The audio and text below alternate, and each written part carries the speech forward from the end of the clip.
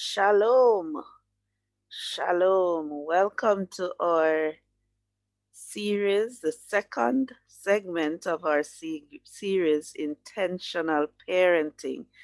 I am Counselor Megan Hylton, an associate counseling psychologist and parent coach, and author of the book Directing Your Arrows, a strategic approach to successful parenting. The last time we were on, I basically laid a foundation for the series that we're doing. And we looked at 5 points as we laid that foundation. And I just want to recap those before we go into this week's topic. So we looked at 5 points that have to do with intentional parenting. We said, number one, that children are gifts from God. We as parents are stewards. We are called to manage the children that God has given us. We said that parenting is a journey, and I challenged you to enjoy the journey, right? We also said that parenting is a calling, and that as parents, we need to know what hindrances are in our lives that could stop us from fully embracing that call. And then finally, we looked at the power of affirmation. We discussed our self talk. How do we talk to ourselves as parents? And I remember I challenged you to be very deliberate about affirming yourself as a parent. So this week, we're going to go a little deeper, right? And I want to start off with two thoughts. And I want you to think about these thoughts as I say them. First one is to be in your children's memories tomorrow, you have to be in their lives today. To be in your children's memories tomorrow, you have to be in their lives today. And the second thought I'll share is correction without connection equals rebellion. Connection, correction without connection equals rebellion. So, what are we talking about this week? I'm talking about the power of connection. All right? The importance of having a very deep connection with your child. And I'm going to be pulling quite a few nuggets from chapter 5 of my book this week as we look at what it means to connect with your child and why this is important as you develop yourself as an intentional parent. So, I want to put a scenario to you today. I've met several persons in my short life so far. I've met several persons who would have said, I really, yeah, I had a mommy or I had a daddy, but we really didn't connect. They were just there, right? I'm thankful though. I'm thankful that I grew with both parents, and so I was able to connect with both. Yes, may have had a deeper connection with one over the other, but again, life is a journey. So some of what I'm sharing is connected to my own journey and what I've seen from persons I've interacted with. So let us create a scenario here of a little girl called Casey. At 15 years old, Casey's mother returned from overseas. Casey had been left with relatives at just 6 months old because her mother was in search of what we call greener pastures. So Casey was cared for by relatives at various homes. She had experienced emotional and verbal abuse, and basically Casey had learned to survive on her own. All this time She had made her own conclusions about life and had learned how to keep her head above the water even when times got rough. Now, at 15 years old, mommy shows up excited about being back with her child, looking forward to having a great relationship. And needless to say, Casey will have none of it. She's not interested. She seems closed. She's rebelling. She doesn't listen to her mother's instructions. Basically, even trips to the mall and taking her for ice cream and doing all those other things. At that point, Casey was very cold and distant. Mommy doesn't know what else to do. Is she too late? Casey wasn't sure either because in her heart she was afraid if she let this stranger in, if she allowed herself to bond, would she leave her again? I share that scenario because I want us to understand just how important it is for parents and children to connect. And when you hear me speak about connecting, I'm talking about an emotional bond between parent and child. Now, you may be listening, I may be saying, Counselor Megan, it is natural. I mean, it's my child, so I'm naturally going to be connected. Can I tell you that's not necessarily so? Sometimes we have our own mental barriers. If you weren't ready, if you feel like you weren't ready for parenting, for parenthood, if you feel like uh, you don't have the ability to do this, if there are unresolved issues with the other parent of the child, then maybe you're really not bonding. If you didn't want to be pregnant, is it that you rejected the pregnancy but decided to carry on anyway? And on the flip side, you may be connected or feel like you're connected to your child, but the child is not responding to you. So, is there really a connection when it is one sided? I don't think so. So, let me say some more on that. As parents, remember we are managers, we are the stewards, and so we have to take the responsibility of trying to build this connection with the child. All right?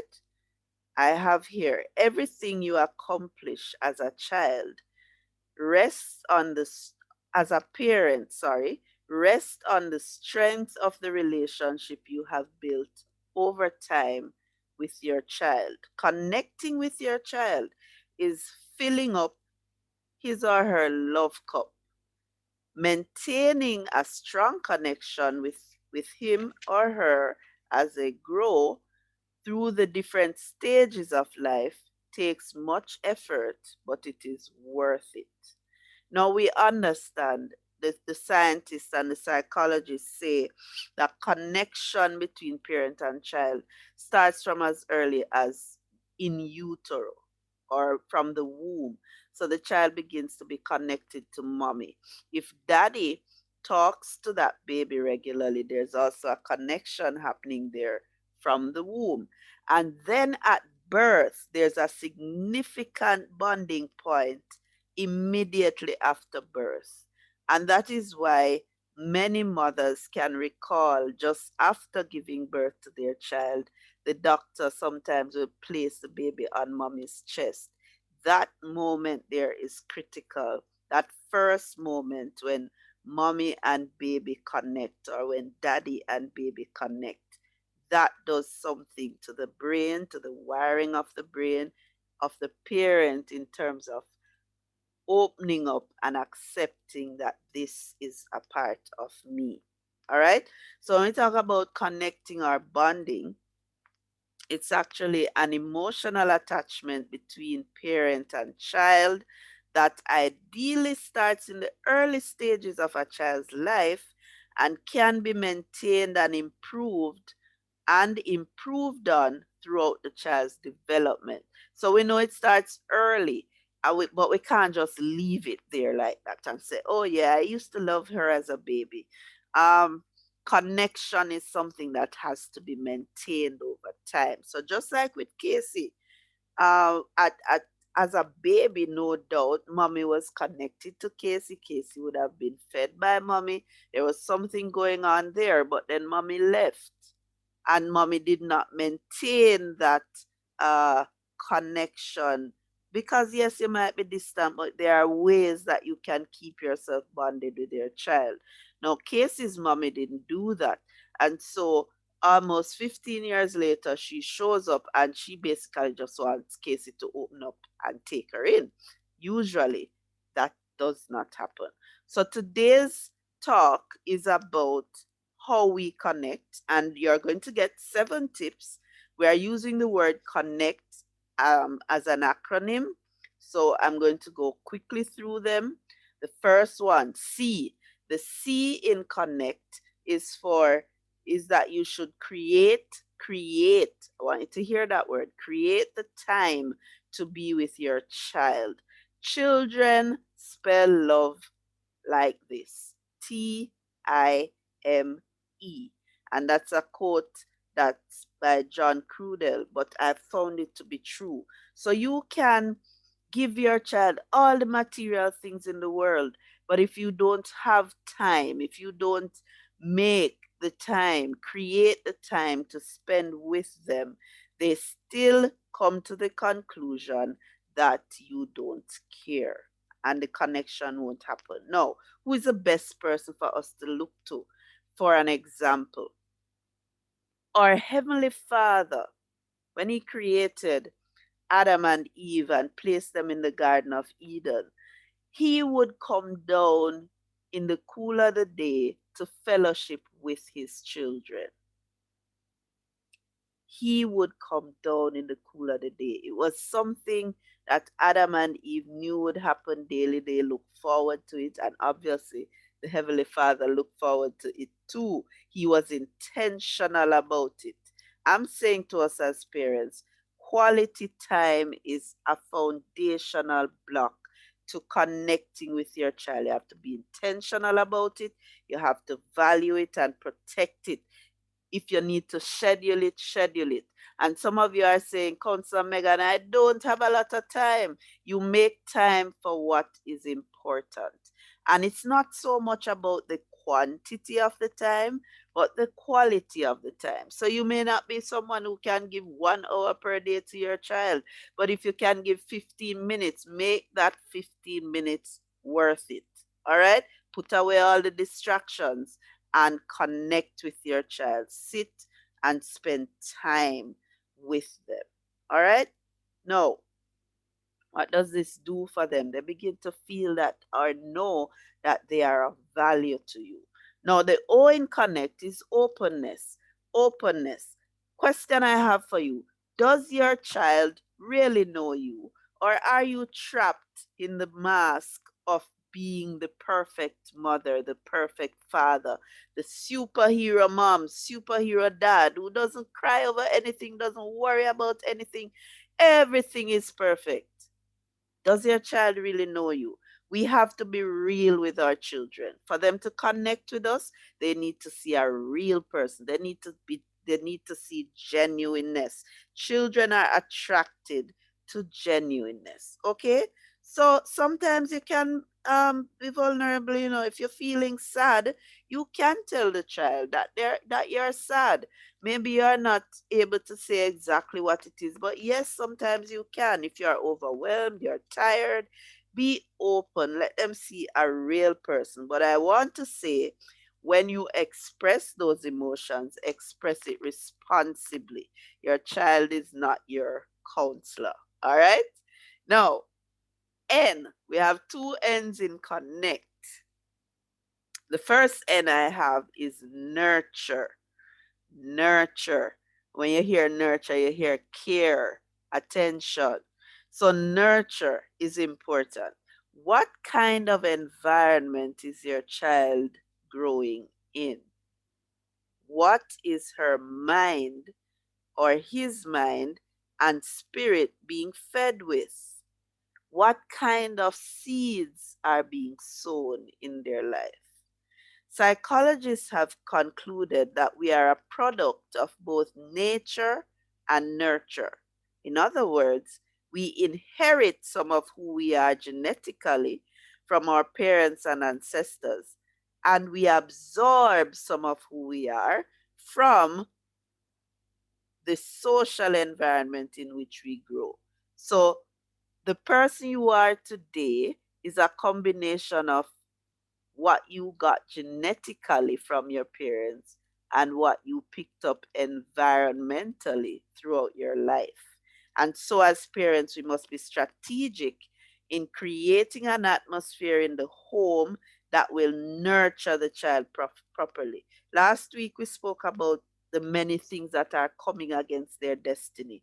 And so, we have to be deliberate in creating an environment that will position them for purpose. Deuteronomy 6:7, God commanded the Israelites to diligently teach their children his commands, to speak about them at the dining table, to write them on their doorposts and even on their foreheads. The word and principles of God were to be given top priority. If we are going to be intentional parents, we have to be intentional about what our children are taking in. Nurture them too by being sensitive to their needs and emotions. Handle your arrows. And I say arrows, I'm talking about your children with care. They have feelings too.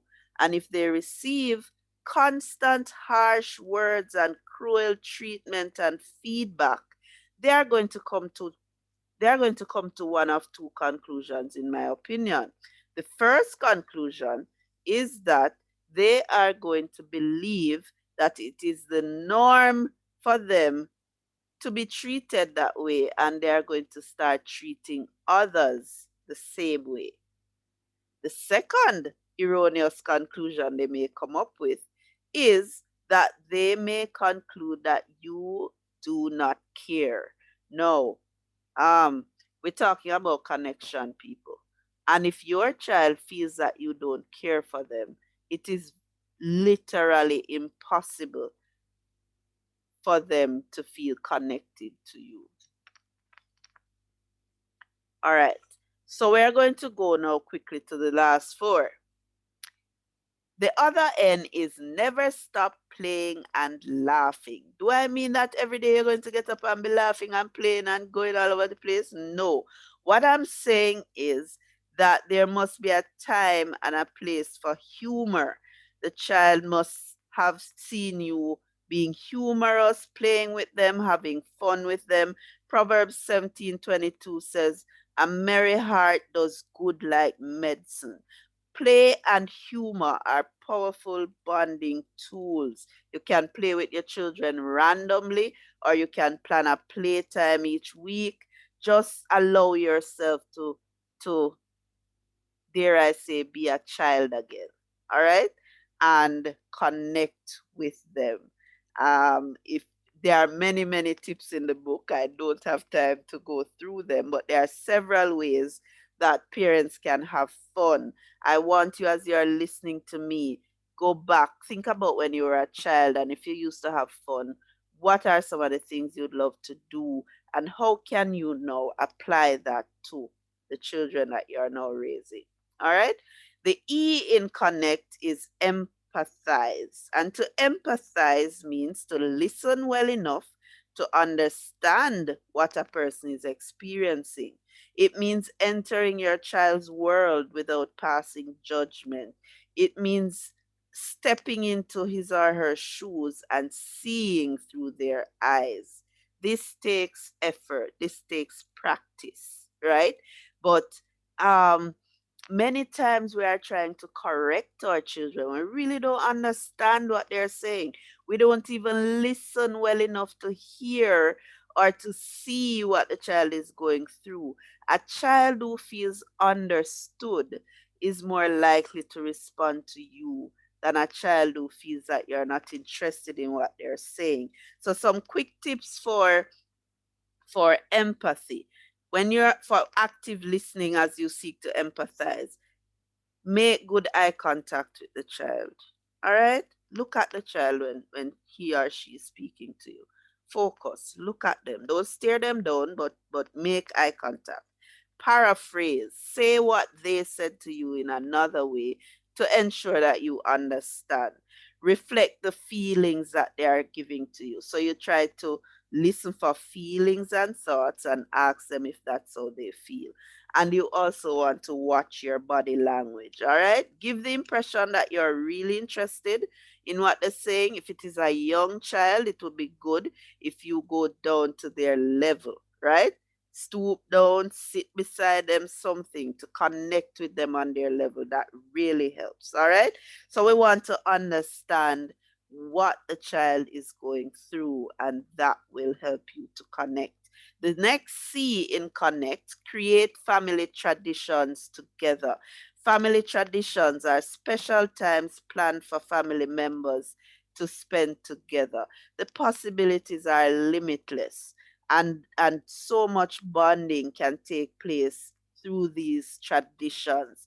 And these traditions serve two purposes. It helps to bond, and it helps to give them an experience of warmth and acceptance and creates memories for them. All right?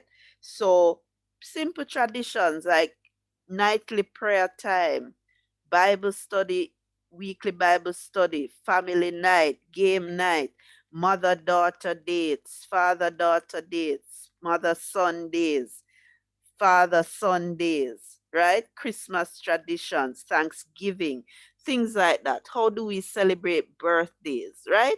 How do we spend our summer holidays? These are family traditions that can build connection. And the last T in connect is touch. The last T is touch. Now, with COVID going on and all of that, we have to be very careful with touch. But I'm still going to say this, moms and dads out there. Physical touch is a powerful way to deepen your bond with your child. Touch, and I'm not talking about inappropriate touching now, but touch as in hugs, high fives, a pat on the shoulder, a rub of the head. Depending on the age of the child, you have to know how to connect with them through this. Dads love to play wrestle with their sons. Even that is touch, right? It is very important that we show, or we send that message of love and connection through touch. Can I tell you, whether it is given to a baby, a toddler, a child, an adolescent, or an adult, a parent's hug still says a million words. There's just something about being hugged by your parent, right? So, connecting with your child is the foundation to a successful parenting relationship. As the child gets older, as the child gets more independent, if you don't have that connection from early, it's harder to get that connection later on. So I challenge you, if you have children, be deliberate, be intentional in spending time with the child, having conversations with them, allowing them to tell you what's going on, what is bothering them, how is the pandemic affecting them. Listen to them. Don't be a lecturer, be a parent. Your aim first is to understand where they are so that they can feel that connection, that yes, mommy understands, daddy understands. I am loved for who I am. I'm valuable enough that mommy and daddy would make time to to sit with me. And so I want to end the same way I started. I started by saying, to be in your children's memories tomorrow, you have to be a part of their lives today. You have to. Connection does not happen by itself. It happens through deliberate, intentional actions by us as parents. And the second thought I shared was, correction before connection equals rebellion. Many of us are trying to correct our children, but we have no connection, and so the children rebel. They will respond to correction better when they are feeling a connection to the person who is correcting them. And so for this week, I challenge you, listen to these 7 tips and begin to implement them to build a strong connection, to fill your child's love cup, to put a foundation for success in your relationship with your children. Remember, children are gifts from the Lord. God bless you, and I'll see you next week.